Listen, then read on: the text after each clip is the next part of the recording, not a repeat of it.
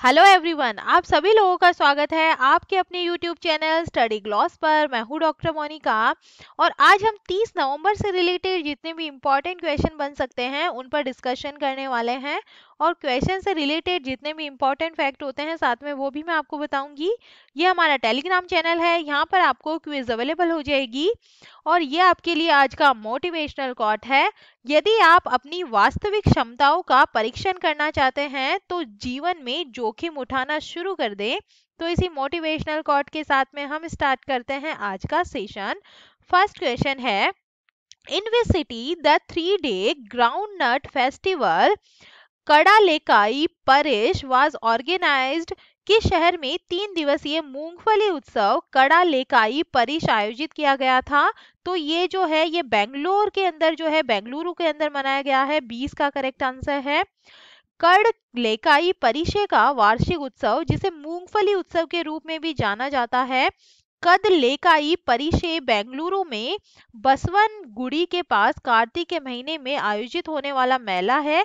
और ये टोडा गणेश मंदिर और बासवनगुड़ी में बेल मंदिर के पास होता है। मूंगफली उत्सव का 500 साल पुराना ये इतिहास है और यह महामारी के कारण 2 साल के विराम के बाद हो रहा है। इस साल कर्नाटक, आंध्र प्रदेश और तमिलनाडु के अन्य हिस्सों के 3000 से अधिक लोगों ने उत्सव में भाग लिया, जिसने मूंगफली की फसल की पहली मौसमी उपज का स्वागत किया।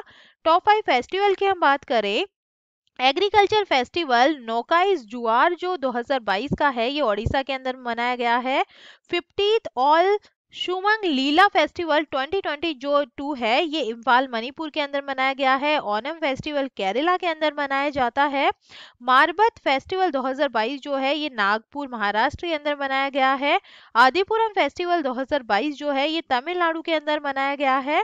सेकंड नंबर क्वेश्चन है, which Indian city has become the first city in South Asia to top CDP's climate action list? कौन सा भारतीय शहर सीडीपी की जलवायु कार्यवाही सूची में शीर्ष पर पहुंचने वाला दक्षिण एशियाई का पहला शहर बन गया है? तो इसका करेक्ट आंसर होगा, ये बन गया है मुंबई। डी इसका करेक्ट आंसर है। मुंबई नवंबर 2022 में सीडीपी के द्वारा प्रकाशित 5वीं वार्षिक शहरों की रिपोर्ट में ए सूची में शामिल होने वाला पहला भारतीय शहर बन गया है। संगठन का कहना है कि मुंबई चुनौतीपूर्ण वैश्विक आर्थिक स्थिति के बावजूद यह स्थान हासिल करने में सफल रहा। सीडीपी द्वारा 2022 में दुनिया भर के कुल 122 शहरों को पर्यावरणीय कार्यवाही और पारदर्शिता में अग्रणी के रूप में नामित किया गया है। थर्ड नंबर क्वेश्चन है, who is the author of the book now you breathe overcoming toxic relationship and abuse? Now you breathe overcoming toxic relationships and abuse पुस्तक के लेखक कौन है? तो इसका करेक्ट आंसर होगा, ये है राखी कपूर। ए इसका करेक्ट आंसर है। बेस्ट सेलिंग लेखिका राखी कपूर ने अपनी नवीनतम जो पुस्तक है now you breathe overcoming toxic relationship and abuse का विमोचन किया है। जो ये बुक है ये रेड फ्लैग्स की पहचान करने, जहरीले रिश्तों से निपटने, उनको छोड़ने या ठीक करने के लिए एक रोड मैप प्रदान करती है। कपूर ने infertility, impatience and intuition a physical and mental guide for aspiring parents भी लिखी। राखी कपूर एक प्रसिद्ध फिजियोथेरेपिस्ट और लेखिका है। टॉप 5 बुक्स की हम बात करें, India's economy from Nehru to Modi a brief history जो बुक है ये पुलाप्रे बालकृष्णन के द्वारा लिखी गई है। Rusty skies and golden winds जो है ये सानिध्य शर्मा के द्वारा लिखी गई है। Lion on of the skies Hardik Singh Malik, the royal air force and the first world war जो बुक है ये स्टीफन बार्कर के द्वारा लिखी गई है। Journey of a nation 75 years of Indian economy reemerge reinvest reengage जो book है ये संजय भारू के द्वारा लिखी गई है। Human how the united state abandoned peace and reinvented war जो है ये सौमेल मॉयन के द्वारा लिखी गई है। 4 नंबर क्वेश्चन है, who has been appointed as the chairman of the all India council for technical education? किसे अखिल भारतीय तकनीकी शिक्षा परिषद के अध्यक्ष के रूप में नियुक्त किया गया है? तो इसका करेक्ट आंसर होगा, ये बने हैं प्रोफेसर DG सीताराम। ए इसका करेक्ट आंसर है। भारतीय प्रौद्योगिकी संस्थान IIT गुवाहाटी के जो निदेशक है, ये प्रोफेसर DG सीताराम को अखिल भारतीय तकनीकी शिक्षा परिषद का एक नया अध्यक्ष नियुक्त किया गया है। शिक्षा मंत्रालय ने सीताराम को 3 साल की अवधि के लिए या 65 वर्ष की आयु तक पहुंचने तक जो भी पहले आए परिषद प्रमुख के रूप में सेवा देने के लिए नियुक्त किया गया है। TG सीताराम UGC के अध्यक्ष जगदीश कुमार से पदभार ग्रहण करेंगे। टॉप अपॉइंटमेंट्स के बारे में हम बात करें तो जो गोपाल विट्ठल है ये वाइस प्रेसिडेंट बने हैं GSMA के। ऋतुराज अवस्थी जो है ये नए चेयरमैन बने हैं लो कमीशन के। किशोर कुमार बासा जो है ये नए चेयरमैन अपॉइंट हुए हैं नेशनल मेमोरियल अथॉरिटी के। तैयब इकराम जो है ये प्रेसिडेंट बने हैं एशियन हॉकी फेडरेशन के। Kishore Reddy was elected as the president of the Sri Lanka India society for the year 2022-23। 5 number question है, which country become India's largest fertiliser supplier in the first half of financial year 2022-23। वित्त वर्ष 2022 और 23 की पहली छमाही में कौन सा देश भारत का सबसे बड़ा उर्वरक आपूर्तिकर्ता बन गया है? तो इसका करेक्ट आंसर होगा, ये बन गया है रशिया। डी इसका करेक्ट आंसर है। वित्त वर्ष 2022 और 23 की पहली छमाही में रूस पहली बार भारत का सबसे बड़ा उर्वरक आपूर्तिकर्ता बन गया है। 1 अप्रैल से शुरू होने वाले वर्ष के पहले 6 महीनों में रूस से भारत का उर्वरक आयात 371% बढ़कर रिकॉर्ड 2.15 मिलियन टन हो गया है। पिछले पूरे वित्त वर्ष में भारत ने रूस से 12.6 लाख टन का आयात किया। रूस दुनिया के यूरिया निर्याता का लगभग 14% हिस्सा है। 6 नंबर क्वेश्चन है, which bank has announced face authentication based saving bank account opening for customers? किस बैंक ने ग्राहकों के लिए फेस ऑथेंटिकेशन आधारित बचत बैंक खाता खोलने की घोषणा की है? तो इसका करेक्ट आंसर होगा, ये की है एयरटेल पेमेंट बैंक ने। ए इसका करेक्ट आंसर है। एयरटेल पेमेंट्स बैंक ने ग्राहकों के लिए फेस ऑथेंटिकेशन आधारित बचत बैंक खाता खोलने की घोषणा की है। इससे पहले जब कोई यूजर अपना अकाउंट खोलना था तो उसे अपना आधार कार्ड इससे लिंक करना पड़ता था। इसके बाद OTP वेरिफिकेशन या बायोमेट्रिक फिंगरप्रिंट ऑथेंटिकेशन होता था, मगर अब ऐसा नहीं है। आप केवल अपना फेस वेरिफिकेशन करके अपना अकाउंट खोल सकते हैं। भारतीय विशिष्ट पहचान प्राधिकरण ने हाल ही में एक मोबाइल एप्लीकेशन विकसित किया है जो ऑथेंटिकेशन का ध्यान रखती है।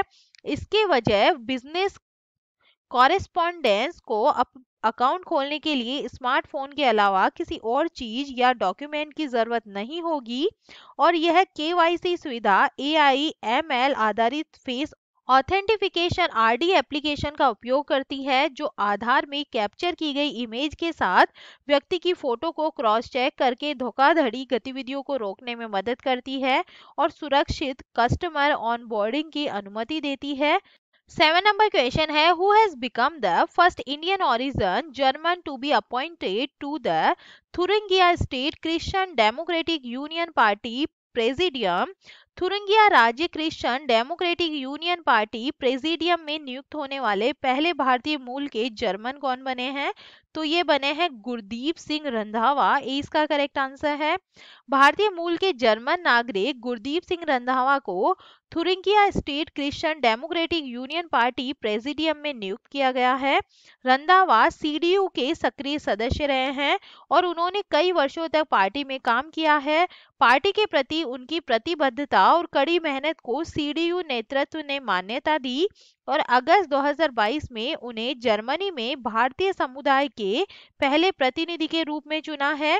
यह पहली बार था जब किसी भारतीय को CDU द्वारा जर्मनी के किसी राज्य प्रेसिडियम में नियुक्त किया गया है। रंधावा को पहले AMT वाचसेनबर्ग से काउंसिल और जिला इल्म से CDU के प्रेसिडियम सदस्य के रूप में चुना गया था। 8 नंबर क्वेश्चन है, Which packaged drinking water company has been acquired by Tata Consumer Product?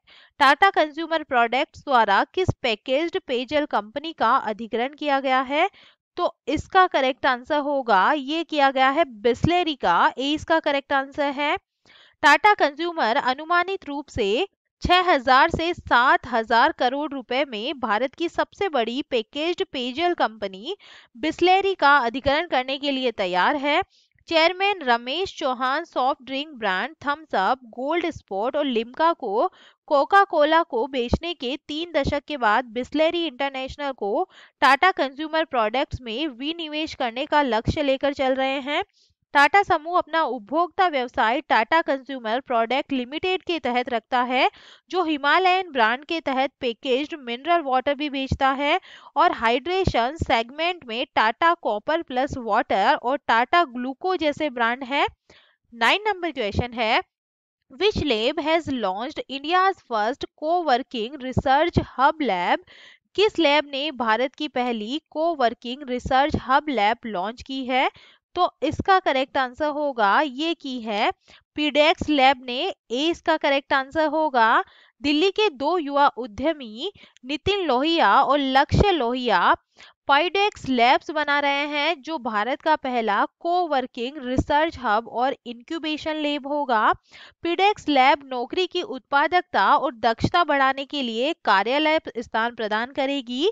साथ ही उद्यमियों, स्टार्टअप्स और अन्य लोगों के लिए इंक्यूबेटर प्रयोगशालाएं संलग्न करने और संयोग करने और काम करने के लिए पीडेक्स लैब्स के पास पेशेवर, व्यापार मालिकों और फ्रीलांसरों के साथ साथ उच्च तकनीकी उपकरण, आधुनिक बुनियादी ढांचे के साथ लचीले स्थान, आवश्यक सुविधाएं और पेशेवरों की जरूरतों को पूरा करने में मदद करने के लिए मनोरंजक खेलों के लिए सर्वोत्तम संभव कार्य वातावरण प्रदान करने के लिए एक समर्पित टीम है। 10 नंबर क्वेश्चन है, Which platform has won the Best E-Learning Platform Award by ASSOCHAM? किस प्लेटफॉर्म ने एसोचैम द्वारा सर्वश्रेष्ठ ई लर्निंग प्लेटफॉर्म पुरस्कार जीता है? तो इसका करेक्ट आंसर होगा, ये जीता है NIIT डिजिटल ने। ए इसका करेक्ट आंसर है। NIIT लिमिटेड एक वैश्विक प्रतिभा विकास निगम और प्रबंधित प्रशिक्षण सेवाओं के अग्रणी प्रदाता को associate chamber of commerce and industry of India ASSOCHAM द्वारा सर्वश्रेष्ठ ई लर्निंग प्लेटफॉर्म के रूप में मान्यता दी गई है। कोलकाता में एसोचैम फ्यूचरिस्टिक टेक्नोलॉजीज और 7वें प्रौद्योगिकी उत्कृष्टता पुरस्कार समारोह में प्रौद्योगिकी प्रशिक्षण क्षेत्र में योगदान के लिए NIIT डिजिटल को ये पुरस्कार दिया गया है। NIIT डिजिटल एक शिक्षार्थी अनुभव मंच है, जो कॉर्पोरेट और व्यक्तिगत शिक्षार्थियों को समेकित रूप से जोड़ने में एक अभिन्न भूमिका निभा रहा है। चलिए 29 नवंबर के जो MCQ है उन्हें हम रिवाइज कर लेते हैं। फर्स्ट क्वेश्चन है, सोनजल 2022 किस राज्य या केंद्र शासित प्रदेश में आयोजित होने वाला वार्षिक युवा उत्सव है? तो ये हुआ है जम्मू एंड कश्मीर के अंदर। सेकंड नंबर क्वेश्चन है, भारत का पहला नाइट स्काई अभ्यारण्य किस राज्य या केंद्र शासित प्रदेश में स्थित है? तो ये है लद्दाख के अंदर। थर्ड नंबर क्वेश्चन है, किस देश ने 27 साल के प्राकृतिक गैस आपूर्ति सौदे के लिए चीन के साथ में साझेदारी की है? तो ये की है कतर ने। 4 नंबर क्वेश्चन है, ऑडिट महानिदेशक की भूमिका सृजित करने वाला पहला राज्य कौन सा बना है? तो ये बना है तमिलनाडु। 5 नंबर क्वेश्चन है, चिनकुकी मिजो जातीय समुदाय किस देश से संबंधित है? तो ये बांग्लादेश से संबंधित रखते हैं। 6 नंबर क्वेश्चन है, ऑपरेशन टर्ट शील्ड किस देश द्वारा लॉन्च किया गया है? तो ये इंडिया द्वारा लॉन्च किया गया है। 7 नंबर क्वेश्चन है, किस देश ने ओरियन अंतरिक्ष यान लॉन्च किया है? तो इसका करेक्ट आंसर होगा, ये अमेरिका ने लॉन्च किया है। 8 नंबर क्वेश्चन है, किस संस्था ने वैश्विक सूचकांकों पर भारत की रैंकिंग में गिरावट पर वर्किंग पेपर जारी किया है? तो इसका करेक्ट आंसर होगा, ये prime ministers economic advisory council के द्वारा किया गया है। 9 नंबर क्वेश्चन है, किस देश ने भारत के साथ अपना मुक्त व्यापार समझौता पारित किया है? तो इसका करेक्ट आंसर होगा, ये किया है ऑस्ट्रेलिया ने। इसका करेक्ट आंसर है। 10 नंबर क्वेश्चन है, हाल ही की OECD रिपोर्ट के अनुसार वित्त वर्ष 23 के लिए भारत का जीडीपी पूर्वानुमान कितना है? तो ये रखा गया है 6.6%। और ये था कल का स्टडी ग्लॉस क्वेश्चन। किस रेलवे स्टेशन को 4 स्टार ईट राइट स्टेशन का प्रमाण पत्र मिला है? तो इसका करेक्ट आंसर होगा ये मिला है भोपाल रेलवे स्टेशन को। ए इसका करेक्ट आंसर है। और ये है आप लोगों के लिए आज का स्टडी ग्लॉस क्वेश्चन।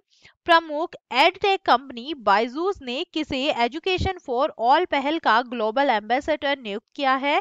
तो इसका आंसर आप मुझे कमेंट सेक्शन में दीजिएगा। ये हमारा टेलीग्राम चैनल है, यहाँ पर आपको सारे क्वेश्चन क्विज की फॉर्मेट में अवेलेबल होंगे। आई होप आपको सेशंस पसंद आ रहे होंगे। अगर पसंद आ रहे हैं तो इन्हें लाइक कीजिए, अपने दोस्तों के साथ में शेयर कीजिएगा।